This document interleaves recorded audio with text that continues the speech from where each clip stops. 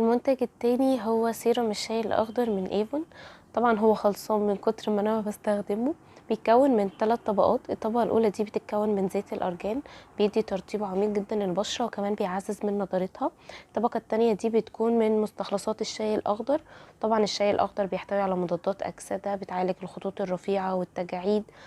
الطبقة التالتة بقى ودي بتكون تشكيلة مرطبات مختلفة.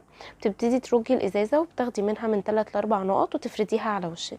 الاتنين بيعملوا طبقة زيتية، سواء الكولد كريم من نيفرتاري أو السيرم الشاي الأخضر. عشان كده من الأفضل ان انتي تستخدميهم بالليل. تقدري تستخدميهم من 2 ل3 مرات في الأسبوع.